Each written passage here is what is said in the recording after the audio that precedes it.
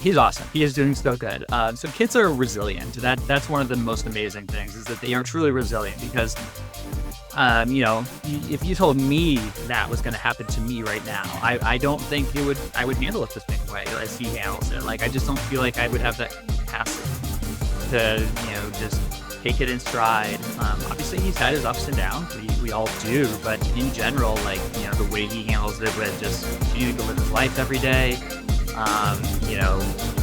overcoming the challenges, just being so minded about it. It's like, the resilience of kids, there's so much you can learn from them and then try to translate to your own life. I feel lucky to have a child like him and to be able to learn from him every day because it is truly remarkable just how positive he is about all of this at all times. Dr. Steve Johnston, welcome, man. I'm so glad you're here.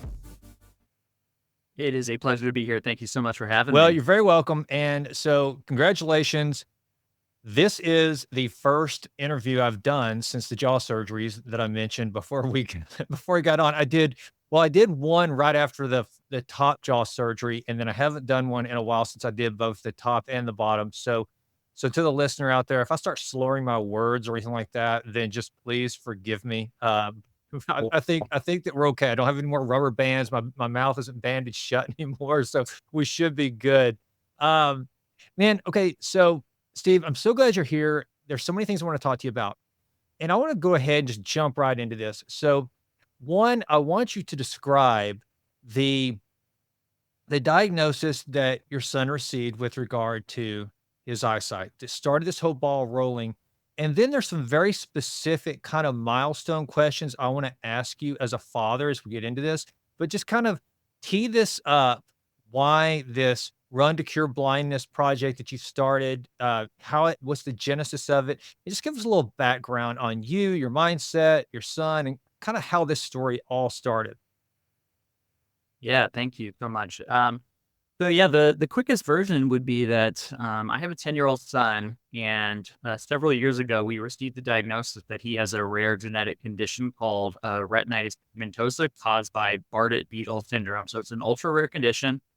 And he has some vision right now, but the prognosis is that he is going to lose essentially all of his vision by his mid to late teenage years. So we really had our world upended knowing that, our son could go from what seemingly is a normal childhood to could be completely blind in the next 5 to 10 years. And that set off the chain of events you alluded to, which is our founding of our nonprofit, A Race Against Blindness, which is aimed towards funding research that could save his eyesight and all the other kids with his condition. So one of the things that I'll never forget, and I mentioned this before we got on real briefly, I guess, so my youngest daughter is 23 now. When she was 16, I get a phone call that she's come home from school and she's lying up in one of the upstairs bathrooms. She's been throwing up. She's really weak.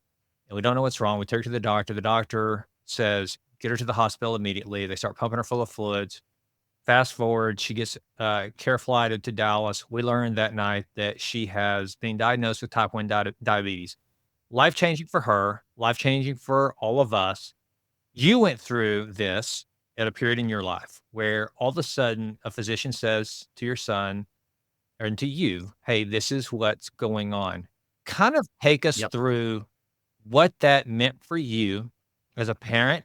How did you deliver this news to your son? And how did you all just kind of come together and grapple with what was going on?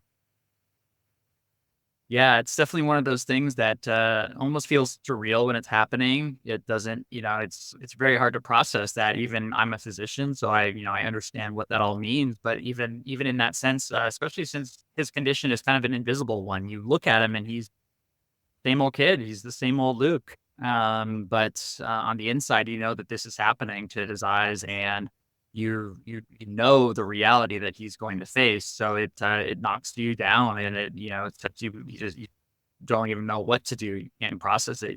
I think shock was kind of the real reaction that we all had to it initially, which is this isn't real, this isn't happening.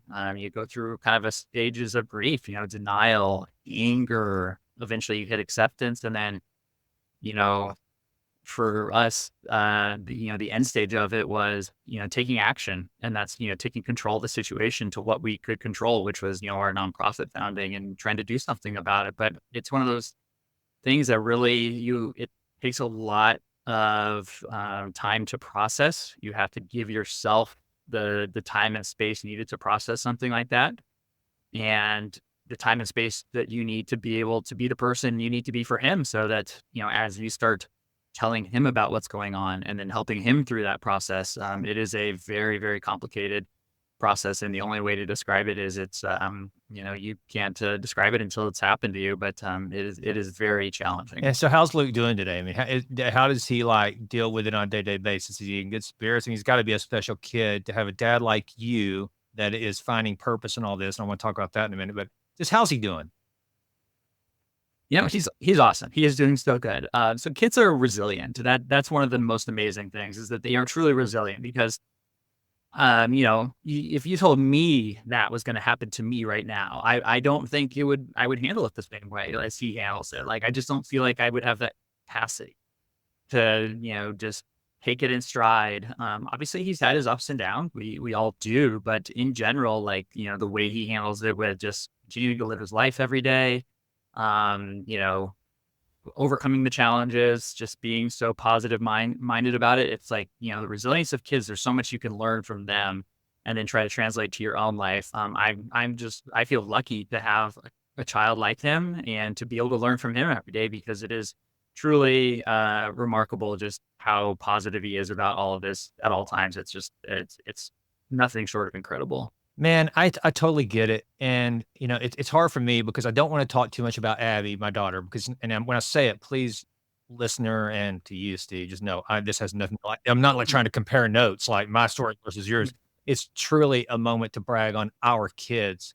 I feel the same way. I Yep. tell Abby all the time, she's my hero. I remember whenever she was lying in the hospital at night after she was diagnosed, and she'd been there for 48 hours. And whenever you go through this, you don't get to eat solid food. They're pricking you all through the night. They're testing your blood sugar over and over. I mean, as a physician, you probably know how this goes whenever someone goes through this.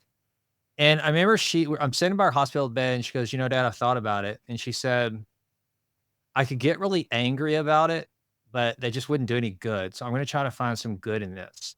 And that's where I'm so admiring of what you've done. For us, we dove headfirst into JDRF and started doing, fundraising and everything. But that's a massive organization that is a machine that's been around for years. It's well funded. You and Luke, you guys come together and you start your own nonprofit from scratch, from zero. And tell me how was this something that you conceived of whenever you found out that there was, because I did some research before we got on about the genetic components to this, because I want to ask some questions as a physician. Like, I'm sitting there going, I wonder if there's an epigenetic component to this. Can you do some, can you change the genome expressions or what all this? So I want to kind of geek out on just you and I from a scientific standpoint on helping Luke out here. As a physician, Yep. you had to start thinking that, and you put it into action. How did that go about? Was this something that you brought to Luke to say, "Hey," or did he kinda say, "Dad, I wanna be positive?" Like, what did you guys go through to kick off this nonprofit? Yeah, absolutely. I think it was something that, we knew we needed in terms of, obviously one of the things that, I think you alluded to, which is there's always, two ways you can react to something. You can let whatever's happening, define you and hold you back, or you can take control of the situation and try to turn it into a positive. And I think, our family in general just had that second mindset, which is we're not going to let this, be, some negative defining moment in our life. We're going to take it and we're going to take control of the situation and control what we can, which is we're going to do something about it. So I think that we just had this, once we had processed it and gone through that, grieving phase, we knew we needed to take action both for our own good and for the good of everybody else who has this. And that's really where we came to that decision that, we're going to found a nonprofit. Well, we started by just kind of looking to see, like, well, is there something we can donate to? Is there another organization we can fundraise for that would immediately impact this? And there really wasn't another organization fundraising for his specific disease. So that's really when we were like, okay, well, we're going to take this upon ourselves to be the ones who are doing this work for this specific disease. And there's a lot of other organizations who work kind of in parallel spaces and doing similar things, but may not be directly for his, cause of childhood blindness. So we decided we were going to take it on, and we did that about a year and a half ago now, and we haven't looked back since. And it's been the best decision ever to really take control of the situation that way. And we are really excited about the progress we've made. So I know you do Ironman, you're a triathlete, which, at my age, I had a buddy of mine that's been on the podcast a couple times, that's trying to convince me that I need to meet him in France to do my first Ironman. And I was just out in Kona earlier this year, and I'm like, no way. I'm too old. Jessica's gonna beat me down too much. There's just but so I have an admiration for that. Were you a triathlete before this and you decided, hey, I want to combine my love of fitness and what I'm doing with this nonprofit? Was that something that you kind of meshed, or did this make you even more of an athlete? Because and I want to tell you something that just as an absolute compliment to you, what this reminds me of. Are you familiar with Dick and Dickie Hoyt, the father son team? If you're No, I'm Oh, not. man, this is gonna be the best part of the whole podcast for you, dude. So, when we get off, I want you to just do a YouTube search on Dick Hoyt. So, Dick Hoyt's son, Dickie Hoyt was, or Ricky Hoyt, I guess, it was his Dick Jr., was born with a horrible case of, I guess, scoliosis or spina bifida or something like that. He never walked, could never talk. And so, Dick Hoyt, very much like you, he's like, "What can I do for my son to help him live as full of a life as possible?" And Dick Hoyt, from the time his son is very young, puts him in a running type stroller, and he does triathlons with his son Yeah, until he's like a grown man. I mean, dude, it's like father of the millennium. It's stuff. And when awesome. I learned of your story, I thought about the same thing. So you gotta check that out, man, because you're living the Dick Hoyt father-son life. It's so cool. And so Nice. now I'll shut up and like kind of tell me, as a triathlete, did this start before, after? Did you mesh the 2? Kind of how did those things come into play? Yeah, really interesting how that all came about. So, when we were coming up with a name for the organization, we knew we kind of had this limited window of time where he would kind of have vision and where we may have a chance to, do something about trying to save his eyesight. And so we really felt like we were racing against time. We were racing against this impending blindness. And so that name certainly resonated with us. Interestingly, Luke's mom, Christina, she is a big Ironman. She'd been doing them for years. And so he came into this with that kind of backstory of, having done them before and racing and triathlons, all that kind of stuff. Now, me, on the other hand, I was not an Ironman athlete, not a triathlete. I played basketball in high school. I'm 6'5". So I'm more of the kind of slow, gangly, tall, I don't know, just anything but an endurance athlete. But I really wanted to be able to be an example for Luke in all of this, which is he's going to have to do some really hard things in this process of losing his vision. He is going to have to overcome challenges, and he is going to have to learn how to do those things. And for me, like I had never had any of those kind of hardships to truly overcome, to truly, pull from. And like I'm always a believer in like you have to, lead by example. So like how am I going to sit here and tell Luke how to get through hard moments, how to do hard things? And I really hadn't had that, experience to say like I've done this. This is what I've done. This is how you can do it. This is what you can translate to yourself.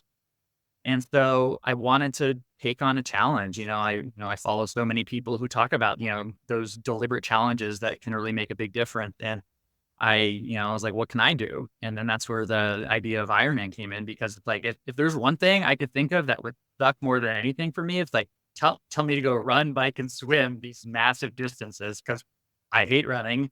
I sink in the water, and, being on a bike for that duration of time, I'm full disclosure, I'm actually terrified of being on the bike because I don't want to get hit by a car. I'm like so deathly afraid of getting hit by a car. Like I'm in fear the entire time I'm on the bike. And I mean, I'm a physician, so I see bike accidents all the time. I know how terrible they are. Like, so I'm terrified of it. So the whole experience to me is just one that I would never voluntarily choose to do for fun. Now, if I was going to pick some kind of fun challenge to do, I'd pick on some weightlifting competition or something like that. I'd have a great time with that, but that wouldn't serve the purpose of being an example for my son of how you can do hard things and how you can overcome challenges. So that's where, the Ironman thing came in. It's like, great, I am going to take this on as, being this example of, doing something that sucks for me, and doing something that's a hard challenge. And then, hopefully I can take that as a teaching opportunity, a learning opportunity, and let him see, like skiing is the best way to learn. I mean, what you are around and what you're exposed to is what you learn. And I know that more than anything with kids is they are just soaking all this stuff up by, osmosis by being around it. So that's really where it came in for me. And that's what the kind of the underlying genesis was. And then it gave us this kind of dual meaning to our organization, which is we are racing against blindness in time, but we are quite literally physically racing as well as part of our awareness and fundraising opportunities. And that was the origin of all of it. Man, I love that. Have you, read Michael Easter's book, The Comfort Crisis, by chance?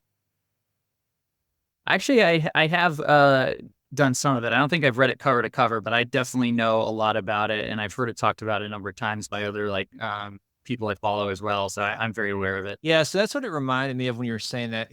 There's something that's so important about choosing to do hard things. And I think that you just embody the example of that, what you just described. I mean, that's it, man.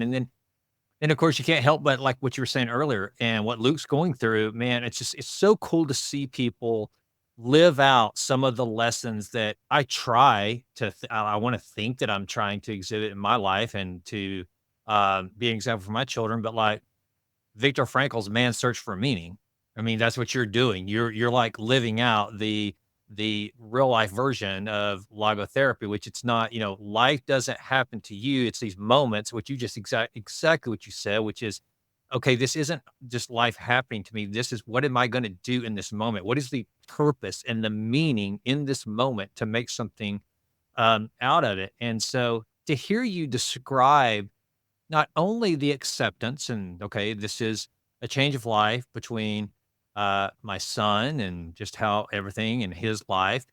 But now we're gonna add this to the purpose of his life, which, it's so much bigger than just this one incident. It's just really cool, man. So I commend you for one, raising a child like Luke that would grasp that, and then to be that example. I mean, just kudos, brother. That's fantastic. So now tell me about Luke. I know he's only 10. So is he an athlete? Is he running? Is he doing these things? And kind of now was he 7 when he was diagnosed?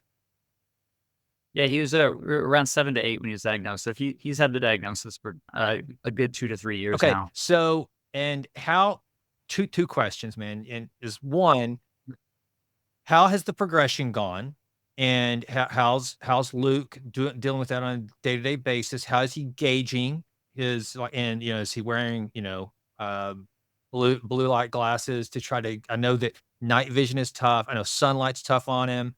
I know, I kind of looked at some of the things that he's impacted by. So what's it just like for him day to day? How's he doing handling that? And then is he participating with you? Does he jump in and is like, yeah, I'm going to compete too? How's that? And do you guys train together? Just like that father son, like you guys get to get out and train. I mean, that would be pretty cool to be honest with you. Mhm. Yeah, for sure. So for the first part of the question, how's he doing? So it's definitely been a progression, since we got the diagnosis, which we caught it very early on before there were a lot of clinical symptoms. There wasn't a whole lot of vision loss at that point. It was more subclinical, which is the wording we would use at that point. Like they could do a test and they could see that his retinal function was decreased and his retinal thickness was thinned out. But clinically, like we couldn't see a lot of vision changes for him. But in the time since we got the diagnosis, there's definitely been some palpable changes where we've noticed some pretty significant changes in his vision. You mentioned the night vision. That is a big part of the early stages of this disease, which is loss of, we have these rods and cones in our eyes, which, have different jobs of seeing light and some seeing color and visual acuity and all that kind of stuff. So there's multiple different aspects of the vision loss. So the first part is the night vision, and he's had a pretty significant loss of night vision, where to the point where if it's kind of dusk and low light and I can still see fine and I'm good to go, you can tell he can't. Like he's very uncomfortable.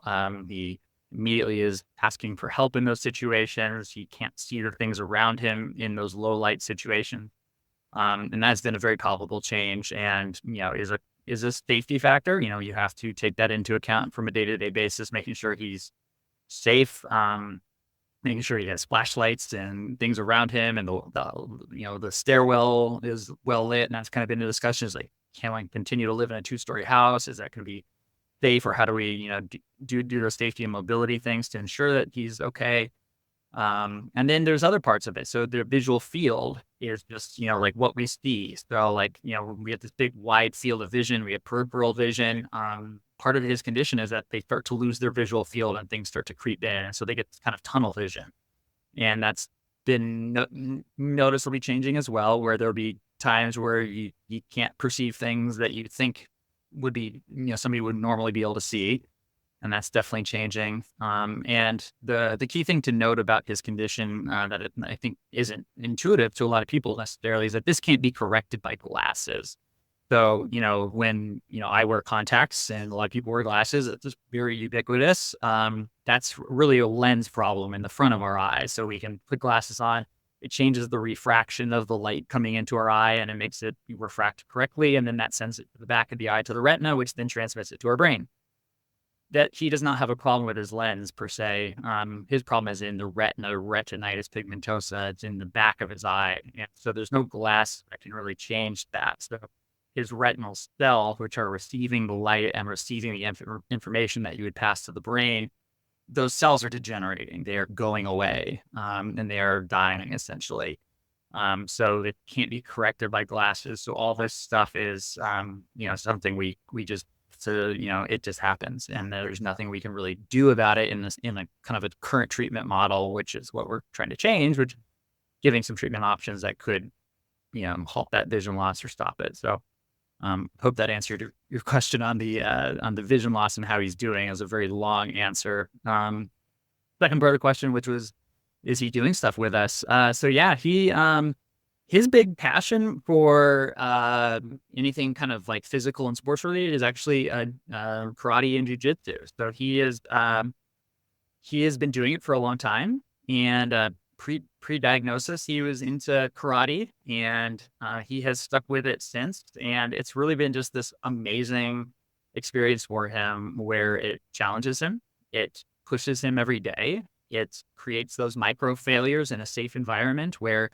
he is getting, he loses a match, he gets tapped out, he fails, and we need those failures. And I think at a young age, getting exposed to safe failures is a really important part of the learning process, so that you can get used to, not succeeding, and then how to overcome it and come back stronger, and then eventually succeed.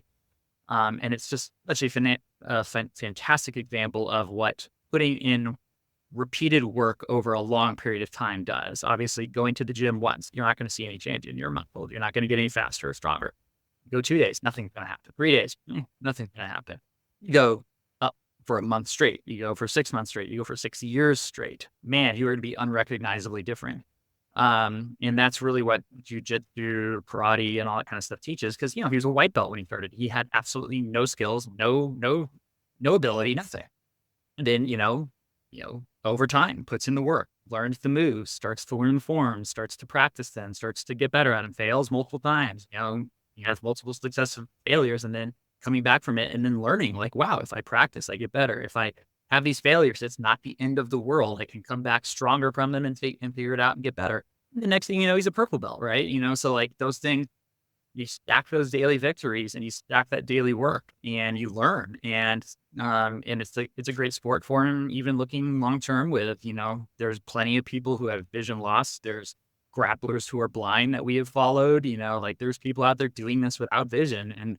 And so there's no reason that this can stop him. His the main teacher at his school has had blind black belts. So I mean, it's absolutely a great fit for him in so many ways. It would be a great fit for anybody who's just like looking for pick up something to do. It's a great sport. So that's his main passion right now. And it's a great one for him, short and long term. So that's what he's been up to. Man, it's amazing how popular jiu-jitsu has become, and everything you're saying. I mean, the the micro failures, being able to fail in a safe place. I mean, God, again, brother, virtual high five that you're teaching him the value of that. I mean, that's so he just one of the things that, I'm a little further along. My daughters now are 23 and 24, and I can tell you, while their friends were graduating from college and not finding jobs or whatever, I've got, I'm going to brag a little bit. I've got one off in Manhattan who is literally working next door to Trump Tower on Fifth Avenue. The others in Atlanta. They're both making their own way. They're off the payroll. They're creating lives for themselves. I think the one of the biggest things I did for them was I did not protect them from every failure they could have had. And like you said, man, it's so good for them to feel the agony of defeat and to contend with that. And you mentioned jujitsu. Now, I know nothing about jujitsu other than the fact that, every guy that's kind of like us that these days, it's like tries to stay in shape. They realize, so many of them, Chris Williamson and Joe Rogan and all these other guys are talking about. I was just talking to the wife of one of my neighbors here in town. He's doing jujitsu, and my nephew, he's a little older than Luke, but he has gotten really into jujitsu. And one of the things that everybody says is that when you first start jujitsu, you have to go into it knowing you're gonna suck and you're gonna feel awkward and you're gonna feel like you just are just absolute you have no control. And so I gotta believe in that circumstance, that has been so beneficial for Luke because, to get from just going again from a point of helplessness into now the purple belt and controlling some things, that's gotta give him just a sense of empowerment like nothing else. So that's gotta be so cool. Absolutely. I mean, there's no limit on the number of benefits we could talk about and go through for it. But yeah, that sense of accomplishment and knowing that it's a self accomplishment and it's not given to you. Like, the school he goes to does not give handouts. There's not like some like, you've done it for 6 months, you get a new belt. Yeah, you get a new belt when you can do the required, skills and maneuvers. And he's passed certain belts very quickly. He just picks certain ones up very quickly. And then there's other ones he's struggled at and has done that for a while. And it's okay. Like that's part of the process, but there's no handouts. So you earn everything that you get there. And then you do develop that self-confidence that you can do this. This is all in me. This is my control. This is inside of me and I'm doing for myself. And certainly that's a very powerful weapon to be able to wield is knowing that, regardless of the, challenge in front of you, the power of, how that, that challenge is going to be, affected is inside of you. You have that control to take that on and do it, which is going to translate into so many facets of life, whether it's a business problem, a relationship problem, a personal problem of any number of sort. Knowing that that power is in you to like, okay, I can do this. I overcame that challenge. I can overcome this one. It's not the same, but it translates. It's all parallel, and it can be applied. So certainly a amazing sport all around, and that's why I think so many people are doing it and promoting it. And yeah, I'm a big supporter as well. Good for you guys. All right, so I want to go back a little bit to the medical side of this. There's so many similarities I'm noticing between, again, like I said, my dad has macular degeneration, and there's wet versus dry, and he's got the one that I guess is he's got the I think his is the wet maybe, which is the one that comes on a lot younger. I mean, there's one, it happens to a lot of elderly people just because the cells stop regenerating at a faster pace. His was much earlier. He was like 39, like I said earlier when he was diagnosed. Sounds like there's a lot of similarities. Have you guys been able to and I know there's macular degeneration has been studied a lot longer and has been researched a lot longer. Are there any ways that you guys can piggyback on some of the research? Are there any similarities? Because I know that when you're telling it is they're both retinal. It both has to do with cells dying off and not repeating. I know one of the differences, Luke's peripheral vision will go, whereas Mac just basically takes central vision. But have you looked to see if there's any way to kind of piggyback on some research or anything that's there? Because I know you're raising money for clinical trials right now. I mean, isn't that kind of what you guys are pushing for? Yeah, so his condition, being an inherited one and a genetic one, it, offers some challenges and some Yep. opportunity. So, interestingly, the type of condition that he has, It's an inherited retinal disease. There was one similar cause of childhood blindness, which was actually cured. And that had an FDA approved therapy that came out in the last, 5 to 10 years. That therapy was called Luxturna. It was a subretinal gene therapy. And they basically took the missing genetic, the missing gene that those patients had, and they were able to insert it into the eye and restore function of those retinal cells. And they do it through a viral vector. It's a delivery device basically that will carry the missing gene into the genome and integrate that gene back into our genome. So it just replaces the missing gene. It's a very amazing milestone that has been, reached. And we were able to kind of piggyback on that technology, which is the big opportunity for Luke's condition. They are able to essentially swap out the gene that he has, and they're doing that same kind of technology with the viral vector.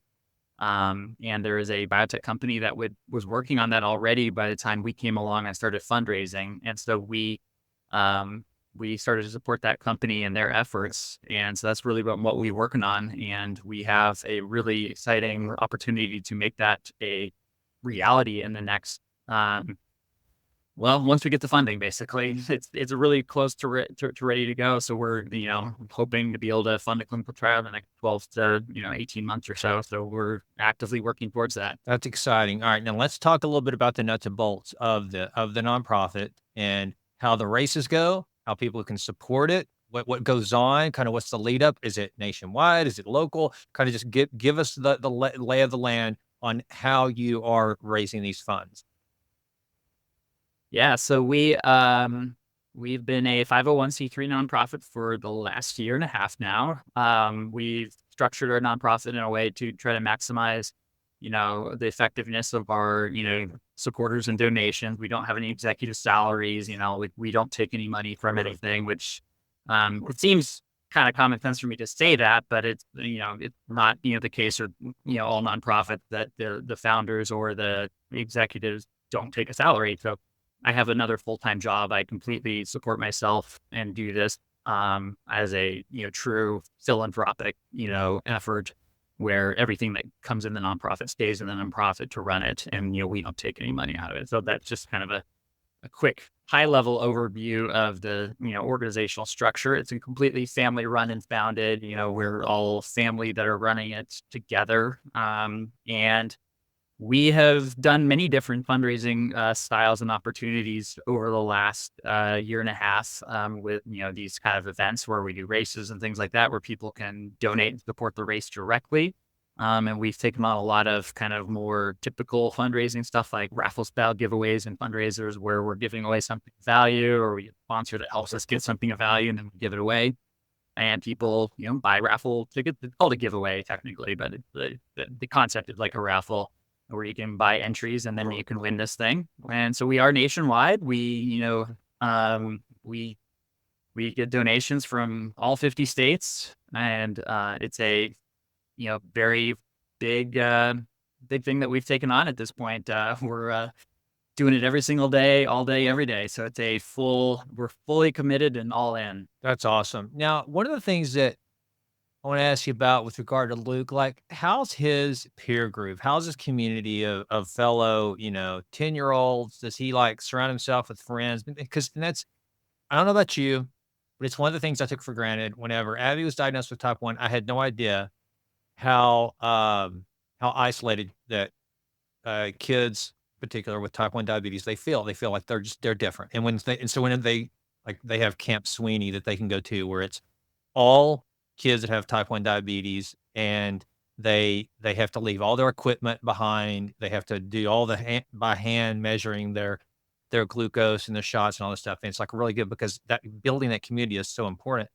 How's Luke doing with his peer group and getting to hang with other fellas? I got to believe that the jujitsu, he's got got a squad there, but how's he doing interacting with other kids?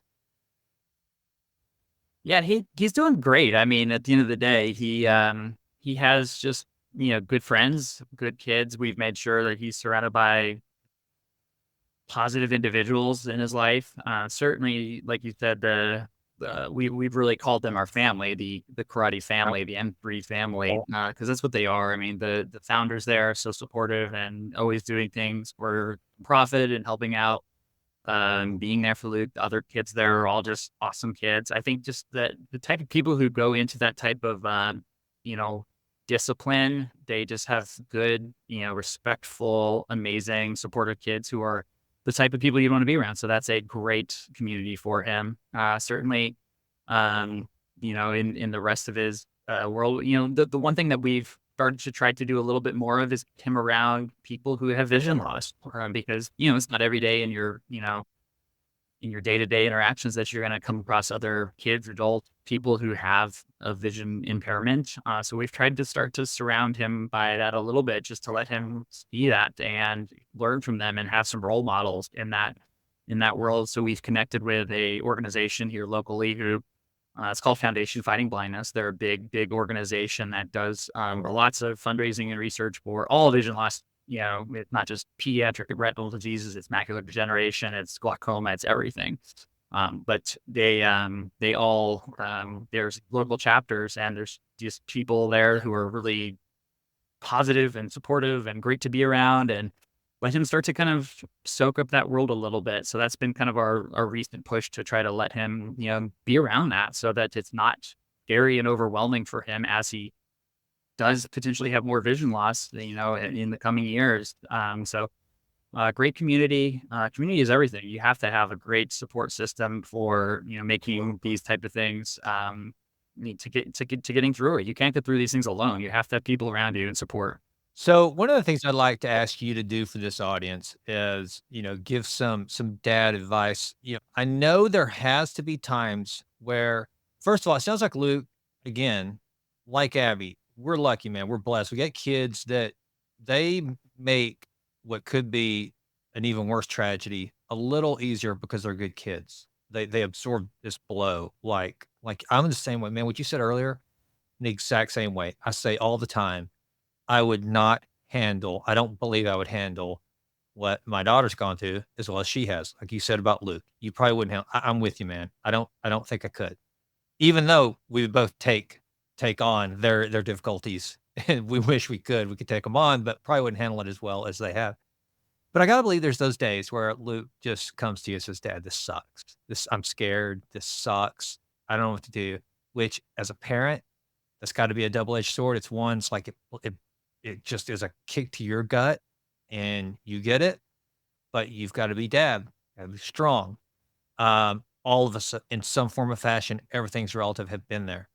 How do you deal with that as the dad, as the coach, as the reminder of, "Luke, you're this is something bigger than all of us."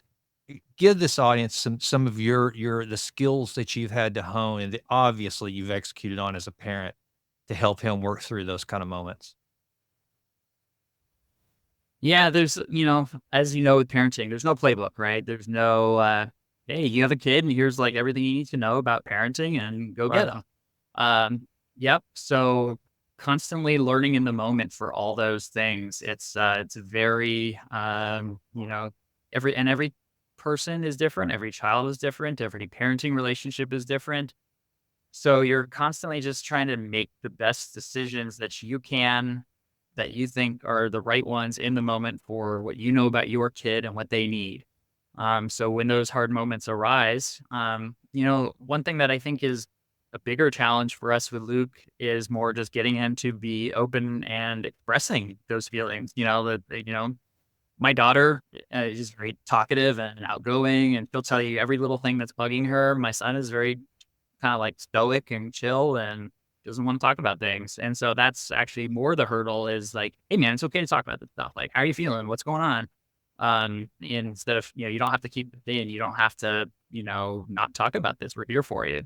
So those are really more the challenges of, making sure he knows he has that safe space to ask for help, to talk about his challenges, and then to, you know, keep it in. So I think that that's really the big thing that we're constantly working on with him is just talk about it, man. We're here for you. Yeah, that's important. Plus, dudes don't wanna talk about things, you know? He's a dude. We gotta, it is hard to pull that out of them, I bet.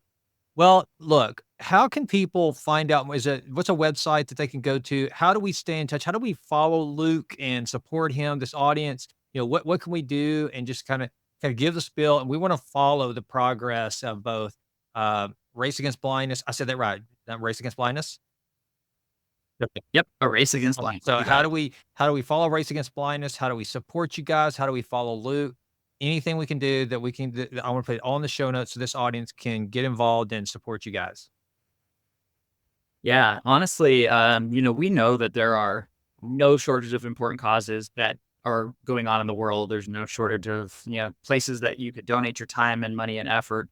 So, the biggest thing that we always ask for right off the bat is like if you're moved by it, if you're interested in it, just follow along. Tell your friends, just spread the word. We can't achieve our mission. We can't get done what we need to get done for Luke and all the kids like him without people knowing about us. So that's, the first and foremost thing. And it's a no cost way that you can make a massive impact. And so that's really always the biggest thing that we ask for. Obviously, donations mean a lot to us and all that kind of stuff. But it's really the awareness and spreading the word. And so our website is erasegagainstblindness.org. We're on all the social media channels and all the usual places you can find people these days. We have lots of cool fundraisers that we're doing at any given time. So if you're following along, you'll see something. Maybe something will pique your interest as something that you can get involved in. We've, there's no shortage of cool ways to get involved. I mean, we had a family that got moved by, everything, and they ran a lemonade stand. Well, we got it, we amplified the message, we got it to the local news and all that kind of stuff. And the next thing you know, the lemonade stand raised $10,000. Wow. So, and that's just, kids getting together. And that was a kid funded, and a kid driven idea. The kids wanted to do that themselves. So you don't have to have a lot. You don't have to have, big resources to make a big impact. So, there's just so many ways that you can get involved, whether it's running a race yourself or doing a lemonade stand or a bake sale. We've had all kinds of people do really cool things that make a huge impact. But if you want to follow along, we're here to support anybody else's efforts that wants to get involved. And we're grateful for anybody who is willing to help in any way, shape, or form. Well, I appreciate you sharing the story today, Steve. I mean, I think again, going back to just having the courage and the foresight to find purpose and meaning in what you guys have gone through, and what an example for Luke. And one of the things I want to, just I wish if Luke were here, I would want to tell him, my dad going through what he's gone through, like through most, I mean, he had to stop working full time when he was 50. And my dad is the type that was, I mean, die hard work, work, work, old school. And he's just, yeah, he's kind of like the John Wayne of kind of dads. And yet he handled everything with such grace. But there were times whenever he felt like he was kind of like, he had lost utility value, if you will. And I remember telling him that like my children and all the other 8 grandchildren, I've got ten grandchildren now. I said, "Dad," I said, you're gonna go down as showing heroism to all these grandkids because you never complained. I guarantee you, none of them think of you as blind. They don't think because you don't let them. You're so tough and you're you and you never complain, you never talk about it. And I think, you know, Luke, I hope that other people come around him. I know you will, man. I can just tell you're the type of dad, but man, for him to if and doesn't ease the pain, it doesn't make it any easier, but to know what a hero that he's gonna be throughout the course of his life, how he's dealing with this, and the example you're showing him again to turn beauty for ashes, take this horrible thing and making it something so beneficial. What you guys are doing, that is heroic, and he is gonna be the embodiment of that, man. So Godspeed, brother.